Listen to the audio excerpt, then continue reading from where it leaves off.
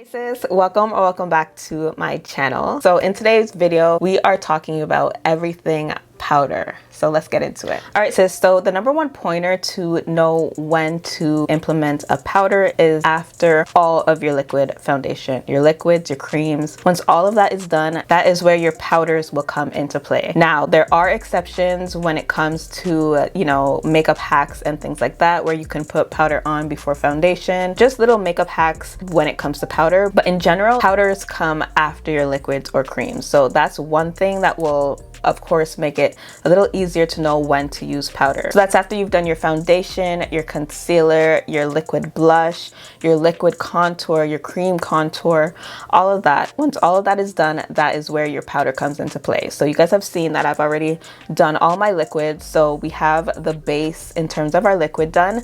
Now it's time to set the face. And that is why powder is so important, because we don't want to go out with our face like this. This will be a hot mess by the time you get out the door. So that is why powder is so important in your makeup routine. Now, when it comes to powder, it really depends on what kind of look you're going for. So there's many powders in different forms. Now, this I know is the tricky part because you guys do not understand when to implement that. So that's why I made this video, of course, but I'm gonna show you when to implement each type of powder. So let's start off with a powder foundation. So powder foundations usually come in a pressed form. You'll see it most likely in a compact. So something similar to this, it's in a round compact. Sometimes it comes with a powder puff to use to apply, or you can use a brush as well. But usually powder foundations are pressed. So what makes a powder foundation more unique is that this one is going to act as a foundation. So it's going to be a lot more pigmented. It's going to cover any type of discoloration that you have.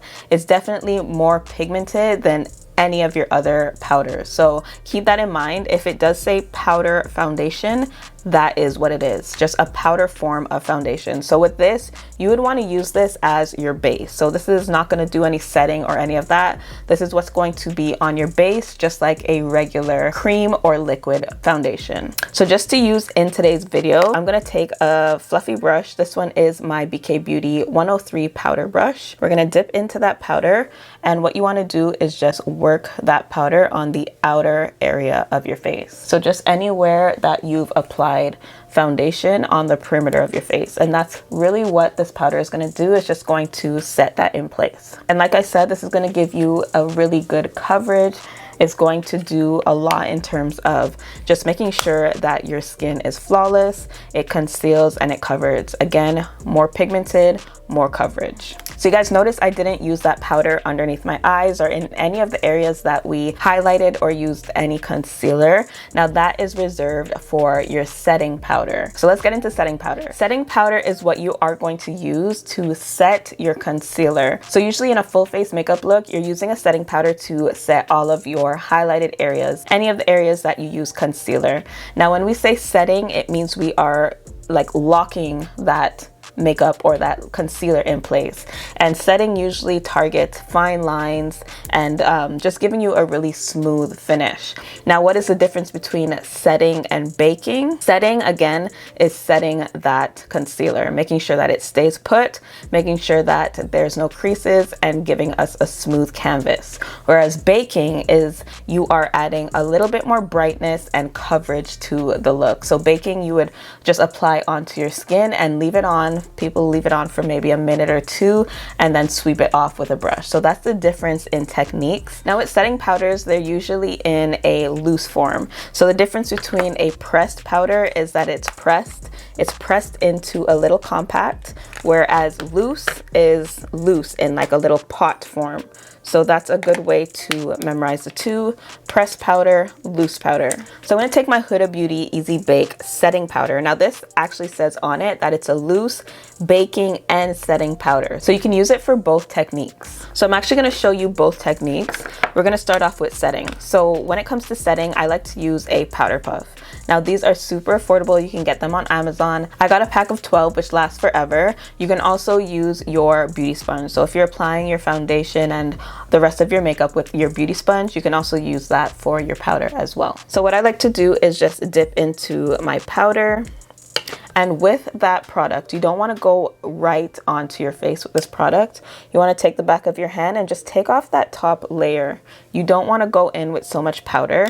And of course, before you set, you want to just blend out your creases, because that's the whole point of powder. You want a really nice smooth under eye. So just make sure that you blend out your creases before you set. And then now you want to just take that powder and press it into the skin until it disappears.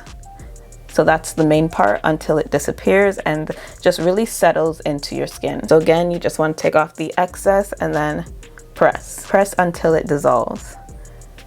All right, so on the same side, I'm going to show you guys what baking is. So we're going to take that powder, but instead of rubbing it on the back of the hand, we're going to take what's on that powder and we're just going to just leave it on the under eye. And this is just going to give us a really nice bright look underneath the eyes. Again, this is down to personal preference. If you want a really nice bright under eye, then you can bake. If you want a nice set under eye, then you could just set it in place. All right, so with baking, you want to leave this on for a minute or two, and then after, we're going to dust it off with a powder brush. In the meantime, I'm going to set the rest of my areas that I applied that concealer, and I'm just setting those areas instead of baking. All right, so a minute passed. We're gonna dust off this powder. So we're just gonna take a clean, fluffy brush and just dust off the powder.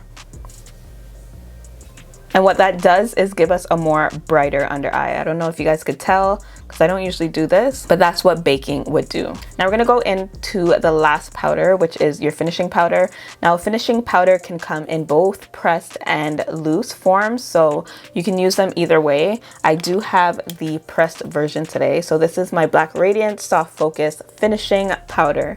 Now the difference between a finishing powder and a foundation powder, this is what is going to finish the whole look. So this is what's going to be the end game of your powders. And what this essentially is going to do is just give you a nice soft focus, smooth finish in terms of any of your makeup looks. And it doesn't need to be used on a full face of makeup. Even if you're using a tinted moisturizer, going in with a finishing powder is a lot better. The difference with a finishing powder, it's a lot more lightweight and breathable compared to your foundation powder, which is a lot more pigmented and will give you more of coverage. So finishing powder, more lightweight, breathable, finishing. Just think of finishing, the last thing that you use.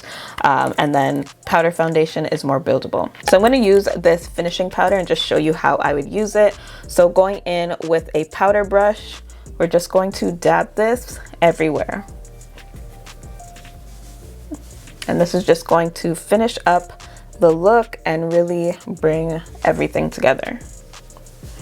And I don't know if you guys noticed, but it gives me a really nice, soft, focused finish. I'm just gonna add a bit of bronzer to warm up the skin. Let's add a bit of warmth to the skin with some bronzer.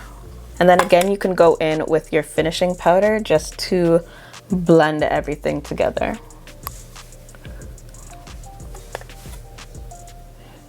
Now you can't tell me this is not a summer-proof makeup look. The amount of powder we put on today is crazy. So the last thing is your setting spray. Your setting spray is going to lock in your powder. So just like anything else, you want to set your face with a setting spray. So I am going to use my L'Oreal Infallible 3-second setting mist. And this is just going to lock everything in place. At this point, you don't need to go back in with powder. We're locking this in with setting spray. All right, sis, I'm gonna go ahead and finish up the rest of my makeup, just do my eyes and my lips, and I'll be back to close off the video.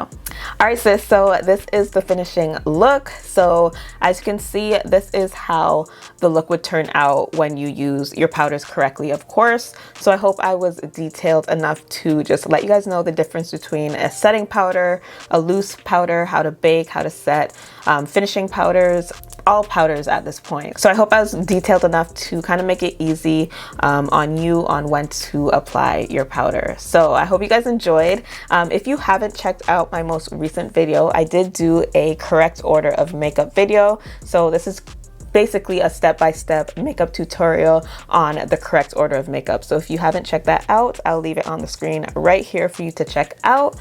But that is about it. Subscribe if you haven't already, and I will see you guys in my next video. Bye guys.